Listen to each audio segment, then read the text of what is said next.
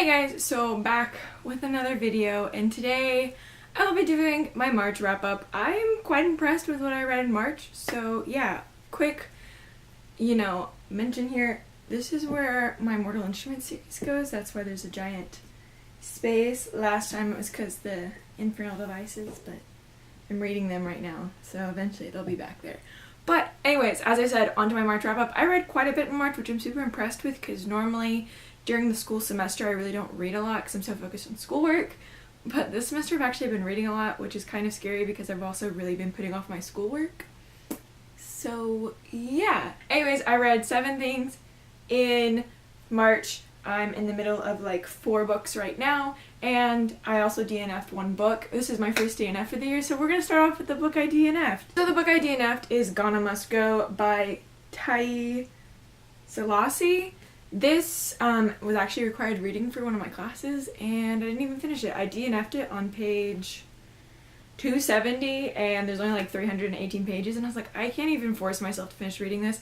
This is about a family. It's more about the siblings, and they are part Nigerian, part Ghanaian, and they live in America. I think they were born in America, so they're American citizens. Their father dies. That's not a spoiler. It's literally like the first page. Their dad dies, and it's just kind of goes back and forth between telling events of the past with their dad, like after he left, before he left, and then relaying the information between the mother and the siblings that their father has died, getting together to do a trip to go back to Ghana and do the funeral and everything. And she has very like flowery, poetic writing, which I'm into. Like, I enjoy flowery writing, but it was just too flowery for me. I found myself getting lost a lot. And also, since it does time jumps between the present and past, like I a lot of times would be really lost. I'm like, I thought we were like in the present, but then all of a sudden we're like in the past, and I was like really confused. So obviously there is different nationality rep in this book. There's also the youngest daughter is bulimic, so there's some bulimia rep. I don't know if bulimia rep was accurate or not. It wasn't for me. Forced myself through it, and then I was like, well, I was supposed to have it finished Monday, but I'm not even gonna attempt to finish reading the last 30 pages. Now, on to the books that I finished. So first up is Remainders by Tom McCarthy. I've already kind of talked about this. I talked about it in my last wrap up, and I talked about it in my most recent 24-hour readathon vlog, which I will link up here if you want to watch it. This was my main project for that readathon, was to finish this. This book is about a guy who has an accident of some kind. We assume something fell on him, but that's about all we know. He settles out with the company that is the reason he had the accident, and in order for him to stay quiet and no longer talk about the accident, he gets compensated with like £8.5 million or something like that. And he's a very strange dude, and basically he wants to take like normal interactions that he would consider authentic, but what he bases the interactions off are like movies or whatever, but these like normal interactions with people, like, like talking with somebody or something like that, and he wants to like recreate them, like stage them, and it's just really weird, and it was just too weird for me. This was also a required read, so like I wasn't really into it, and I gave this 2 stars. Next, I read volume 1 of Paper Girls. I also picked this one up and read it during the 24-hour readathon, and I really love this. I've been wanting to get into more graphic novels, especially they're easier to read during the school year because, it's like less than 200 pages per volume. And I really like Saga, and I was like, I really want to like branch out and try some more graphic novels. I have started Deadly Class. I need to buy the next couple of volumes. And I wanted to try Paper Girls because like I really like this cover, like it's so pretty, and I really like the color palettes in here. They're just so beautiful. This is basically, for those of you who don't know, it's a sci-fi. A lot of people compare it to Stranger Things, which I can see. It's about this group of 4 girls who toss papers, like the newspaper, and some weird shit goes down, like spacey, like futuristic shit starts going down. And it's really cool. I like it. I like the art style. I am very much enjoying the characters and the storyline so far, and I really want to pick up the next volumes. I almost picked up volume 2 the other day, but like volume 2 is way more expensive than volume 1, and I'm like, why? Like, even on Amazon, like So this I bought at Barnes & Noble's for like $10, and volume 2 is like $12, and even on Amazon like volume 1 and volume 3 are like 9 something, and like volume 2 is like $10, and I'm like, why is it so expensive though? I'm like, it's like the same size and everything. But I gave this 5 out of 5 stars. I totally recommend it if you want to get into some more graphic novels. I really enjoyed it. This also, I didn't mention, is by the writer of Saga, Brian K. Vaughan, and who are the other people? There's also Cliff Chang, Matt Wilson, and Jared K. Fletcher do the art and the lettering and the other stuff. But Brian K. Vaughan wrote the storyline, and he also wrote the storyline for Saga, which I think is another reason why I really enjoyed this. Next, I finished City of Ashes. If you've been around on my channel for any length of time, you know I'm currently rereading TMI right now so that I can like get caught up on all these Shadowhunter books in time for Queen of Air and Darkness coming out in December. And so I'm slowly making my way through. I finished City of Ashes. I have to say this is probably the weakest book so far in the series. I didn't quite like it. Literally the entire time I was reading this, I was just sitting there saying, Jace, shut the fuck up. Jace, shut the fuck up. Like, Jace just needs to learn when not to talk, because then he just makes everything worse for himself and for everybody else. And yeah, I was just like kind of like dragging my way through this book. The only thing I like about this, which spoilers if you haven't read through City of Ashes, Simon being a vampire. Simon is one of my personal favorite characters, and he kind of makes this book enjoyable because I don't know if I have mentioned it a lot, but I hated Simon the first time I was reading this series. I didn't even start to like him, I don't think, until like City of Fallen Angels or like City of Lost Souls is when I was like, oh, he's not that bad.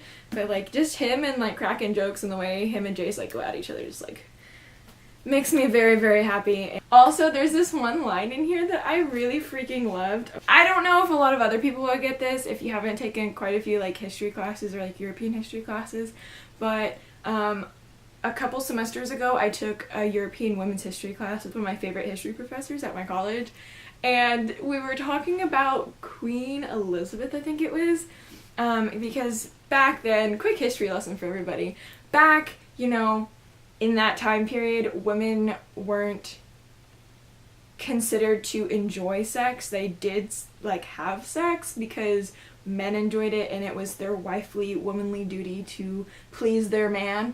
And so a lot of times they would say when women were having sex, like just lay back and think of England and like making babies for England to insurge the population.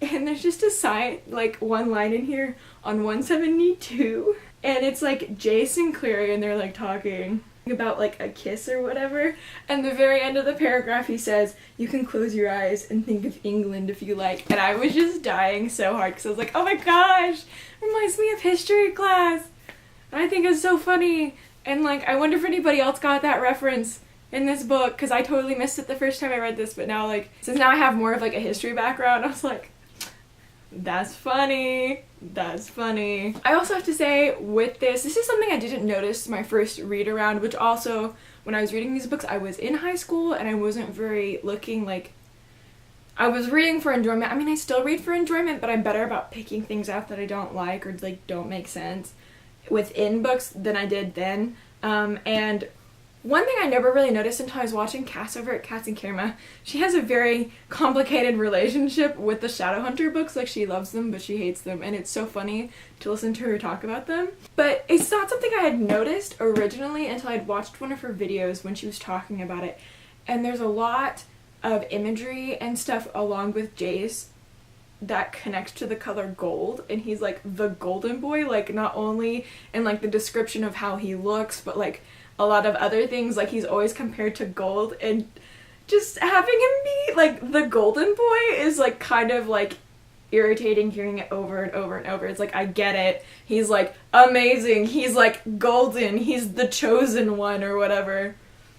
I don't know, it's something I hadn't noticed, but I thought it was really funny because now since she's mentioned that, every time like I read something I'm like, oh my god, there's the gold comparison again.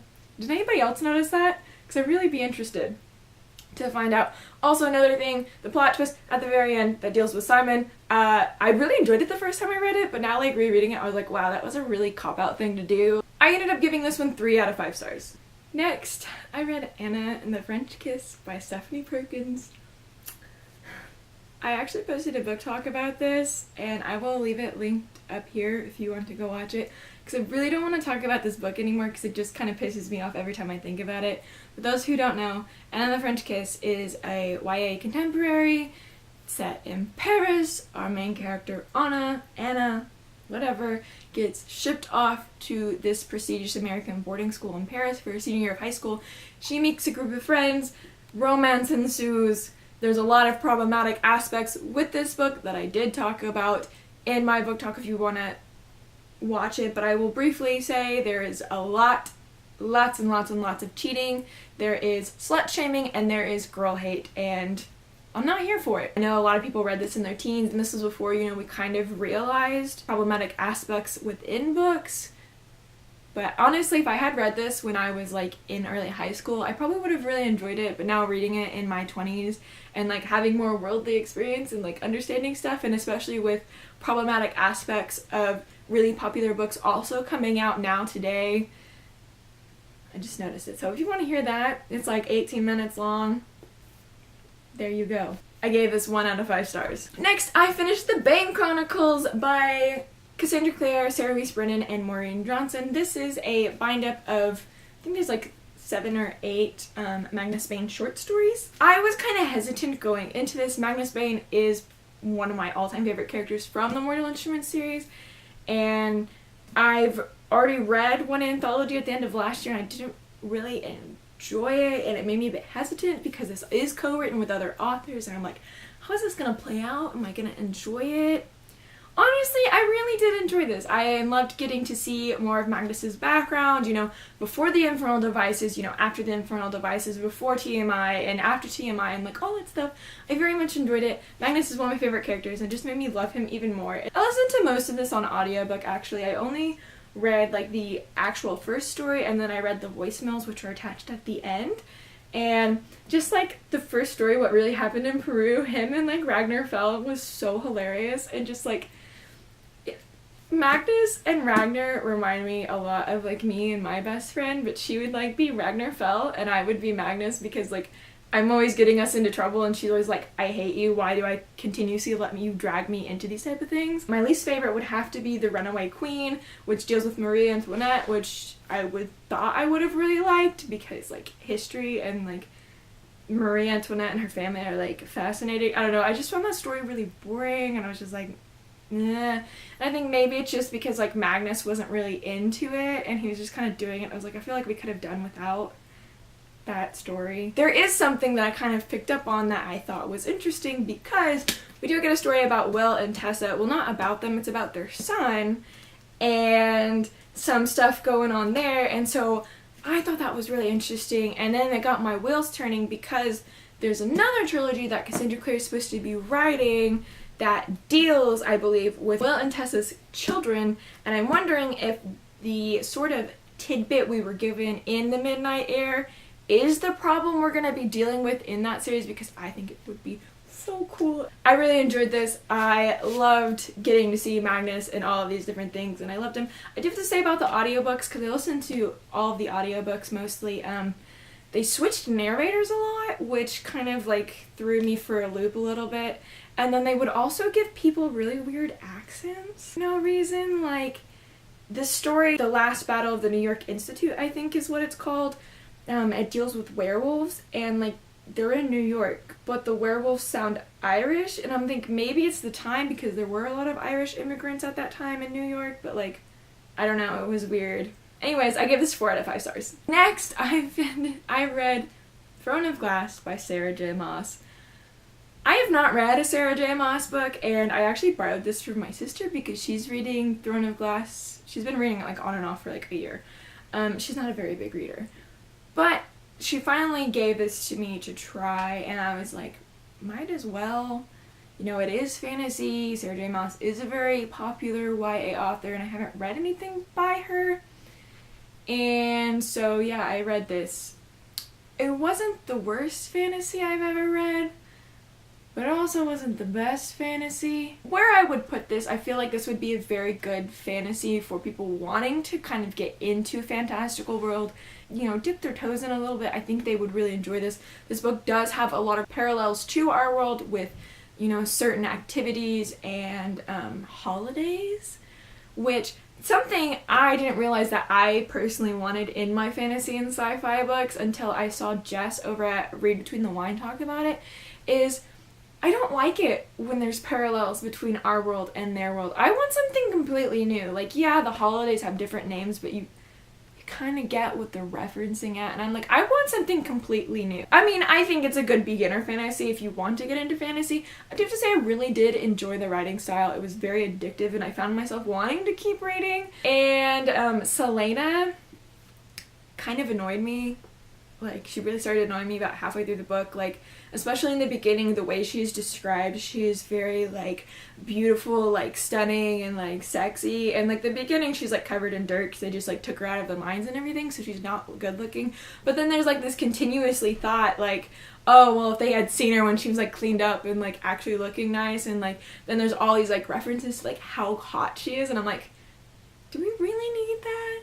Do we really need it? And then the other thing that really irritated me is, like, yeah, she's, like, a super well-known, well-trained assassin, but the fact that she's, like, amazing at everything just kind of was, like, eh. And I found the whole competition aspect boring, too. I mean, more towards the middle and stuff, like, after the competition kind of starts, like, it's not so well focused on, but, like, I don't know, maybe I'm just over-reading about competitions. I don't know. The other thing I really found intriguing about this, and this is something that I personally really love in my fantasies, because a lot of people, fantasy, when you think fantasy, you think magic, and, like, magic system, magical creatures, like, all that kind of stuff. This book doesn't deal very much with magic so far, like, in the first half of the book. Magic is no longer a thing. Like, the king has, like, outlawed it, and, like, all of the magical creatures, like, all the fae and stuff have, like, kind of disappeared. And you get inklings of magic, and I thought that was really interesting. I always like reading books when magic is no longer a thing. And because I want to find out why, like, what happened. And then there's a whole nother magic system to do with these symbols that I really, really enjoyed learning about. And I think I might pick up the next book just to see how it goes, because I did like the writing style, and I'm kind of intrigued on where this is going now that the competition's over. I gave this 3 out of 5 stars. Like I said, it wasn't the worst, it wasn't the best, it was somewhere in the middle. And the final book I finished was City of Glass by Cassandra Clare. I read 3 Cassandra Clare books this month. Like, how proud of myself am I? This is the 3rd book in the Mortal Instruments series. I did enjoy this one a lot better because we get Sebastian! He's like one of my favorite villains. I really did enjoy getting to see him again, seeing the thing and the whole plot twist, like, changing into a different plot twist with Jason Clare. You know what I'm talking about. I'm pretty sure everybody knows what I'm talking about, even if you haven't read the Mortal Instruments series. But I very much enjoyed that. I liked the ending. I liked, seeing Idris, which is funny because, the glass city is called Alicante. And there's actually a city called Alicante in Spain, and I got to visit there one day. So every time now that I read, like, Alicante, like, all I can think of is Alicante in Spain, and it's, like, this beach town. I was like, this is so weird, because I know that's not what I'm supposed to be seeing in my head. But that's all that I picture. But I very much enjoyed this. I'm excited to move into the next 2 books, because this book, we're slowly becoming a step up from the first 2 books. Her writing is improved, and I know after this was published Clockwork Angel, which I loved, and I was like, oh my god, the writing is amazing in this book. And so yeah, I'm super excited to jump into the rest of these and finally get caught up. I need to read City of Heavenly Fire so bad. Yeah, so I very much enjoyed this. I do have to say there is a warlock death in here that you probably know, which was, like, I felt really sad about, and I was, like, really upset about it, kind of, and I was like, I don't know why I'm upset, because, like, so far in this series, like, you really don't get any of him, like, you don't know him personally, but, like, reading about him in some short stories, I was like, I feel like I know him, and I very much enjoy him, and I was really sad to see him dead, because, like, I wanted more, and I wanted to see him go back and forth with his friend, and it was just very sad. I ended up rating this one 3 out of 5 stars as well. So that is it for the books that I finished in March. Now on to the books that I am currently reading. I'm currently in the middle of 4 books, which is super exciting. I've gotten down from 6. Just kidding. I'm at 5. So currently I'm still in the middle of A Clash of Kings by George R.R. Martin. This should not be a surprise. It's probably going to take me through like at least half the summer till I finish this. I listened/read up to 307 pages of this. I'm making a huge chunk dent like in this, and I'm super proud of myself. I'm reading this a lot faster than Game of Thrones, but also I'm listening to the audiobook, which really helps. And I would highly recommend the audiobook for audiobook for Clash of Kings. I don't know if the narrator narrates the other Song of Ice and Fire books. I really hope he does, because I don't know, I just really like his voice. Next, I'm in the middle of, I'm actually almost finished with this, When the Wind Blows by James Patterson. This is I don't want to call it a prequel because it's not a prequel. This is about this creepy experiment that the government's been doing on these children and combining their DNA with avian DNA. And for those of you who this kind of sounds familiar, this is actually a duology that he wrote like in the 90s, I believe, is when this came out. And from that, you know, spurred the idea for the Maximum Ride series, which is one of my favorite childhood series. And I'm planning on starting it and finishing it, because I still have 2 books to go till I finish the series towards the end of this year and into next year. That's my goal. But I thought before that I would read these because my mom owns these, and I was like, I kind of want to get a background for it. So I've listened, because I'm listening to this on audiobook, I've listened to 340 pages. I don't have that much more to go. I've got about an hour and a half left on the audiobook, so that's like 100 pages, I think. So I would definitely finish this like beginning of April. I have to say, not quite as enjoying it as much as I thought I would.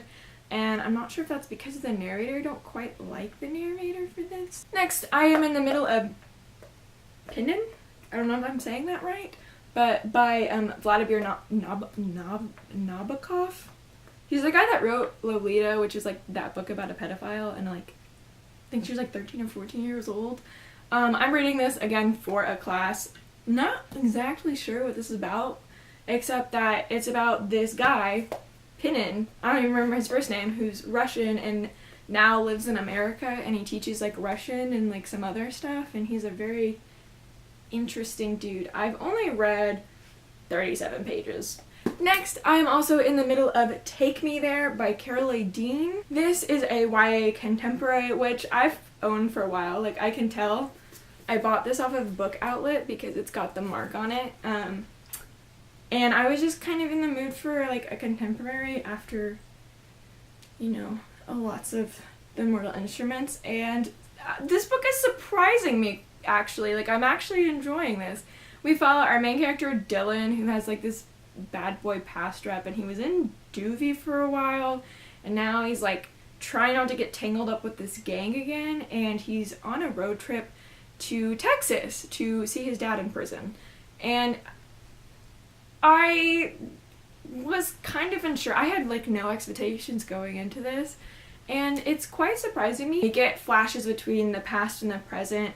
It flashes to the past like before the events leading up to the road trip, and we also get switched back into currently where they are in their road trip, and I'm really enjoying it. It's set in Texas, which is interesting. I haven't really read anything set in Texas, which is weird because like I'm from Texas and I've had Texas pride now that like I no longer technically live in the state. I now live in Oklahoma, but my parents live in Texas. So I'm very much enjoying it because a lot of the places they're talking about, like I'm like, oh my gosh, I know where that is, or like I've been there. Like they talked about Lubbock, and I was like, oh my gosh, Lubbock! And, you know, of course they talked about Austin and Houston and, like, a lot of other places. But they, like, mentioned some smaller towns, and I'm like, oh my gosh, I know where that is. So it's really cool. They're traveling, like, a lot farther south than where I live. They're going down to, like, the Houston area, and I live up in the North Texas, Dallas area. So, but it's really cool because I know where a lot of these places are. So it's like, oh my gosh. And also, the other thing that I really enjoy about this book, which is something, like, I'm really getting into now, but I've never really been a big fan of, but that's poetry. And in here, mixed in, is some poetry. So this is like the start of the book. And we also like, not only because like Dylan writes poems, but his dad also writes poetry and stuff, and so we get letters and stuff from his dad sprinkled out through in the chapters as well. And I'm just really enjoying it, and I didn't think I would like this as much as I'm liking it. I am also still in the middle of Map to the Stars by Jen Malone. This I am still really enjoying. I'm slowly trying to work my way through it because I really only read ebooks when I'm like waiting for class to start. This I've kind of already talked about.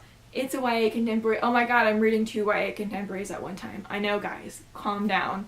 But this one, we follow our main character, Annie, I believe is her name, and her mom have uprooted from Georgia to California. Her mom is doing hair and makeup in the Hollywood industry. They get onto this campaign for this super hot teen heartthrob, like kind of Zac Efron character is the best way to describe him. And so they're going to be traveling a lot around the world with him while he's doing promotions for his new movie. And so she's tagging along, you know, it's kind of like she thinks he's an airhead and doesn't like him, and like, you know, they've got a thing going on, but like where they're at right now, like he's being really like two-faced and it's like not okay, but like I'm like, you know, we're gonna end up together and they deserve to be together, but like just trying to get there it's not happening right now, but I'm really enjoying it so far. This also deals with travel. Right now they're in London. They've left from California. They went to New York. Now they're in London. I know they're also supposed to go to like France and like other places. So I'm like super excited because one thing that really draws me to contemporary, since I don't read it a lot, is travel. Anyways, that is it for everything I have read, DNF, and been currently reading in March. April will probably be less things read because April is the last full month of school. We're getting ready to turn in giant projects and finals and like all of that crap. Like, yeah, so not much is gonna be read in April. If I do, by some miracle, do happen to read a lot in April, it'll probably be like mangas and audiobooks and graphic novels because they're easy to get through. Let me know down below if you've read any of these books. What did you think of them? I would love to know. Don't forget to like and subscribe if you want to see more videos from me. Until then, I will see you guys in my next video. Goodbye!